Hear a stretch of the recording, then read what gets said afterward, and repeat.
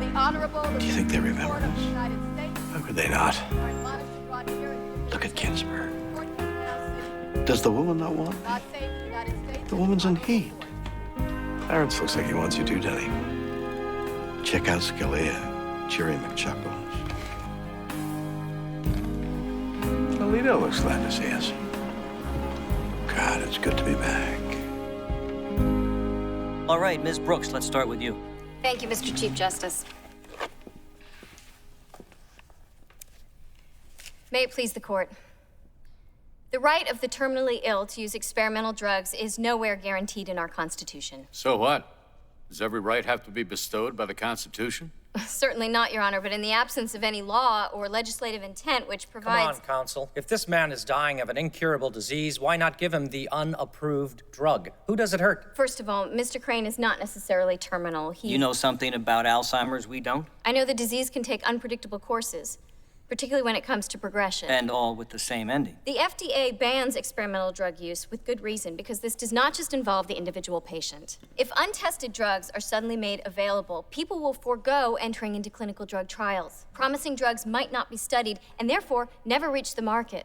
That hurts. Over 5 million people have Alzheimer's. Something tells me we'd have plenty of subjects for clinical trials. With all due respect, Justice Scalia, if people can simply buy the drug, they won't choose to enter into a clinical study where they could risk getting a placebo. Why shouldn't a person have a right to medical self-defense? This court rejected that right in marijuana cases where there were other treatments available.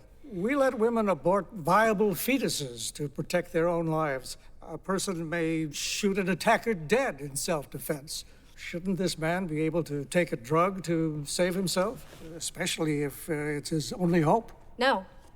First of all, dying people are willing to assume any risk, including taking dangerous, untested drugs which could kill them sooner. But again, what's the downside? The downside is clinical trials get shortchanged, interfered with. The safety and efficacy of these drugs is at stake, not to mention millions of lives. My grandmother has Alzheimer's.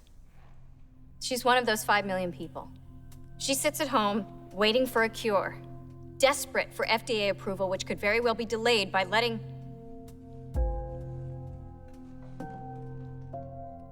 We've seen how pharmaceutical companies work.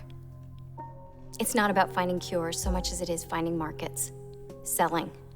If they get to peddle promising but untested drugs, we all know they'll do it. Drugs that engender false hopes, ones with higher profit margins if they get to skip the testing. Investors will pump their money into snake oils that dress up well. This is not a scrupulous industry, Your Honor. They most certainly don't deserve a pass on clinical trials, and that is what will effectively happen if untested drugs are okayed by this court. That's good.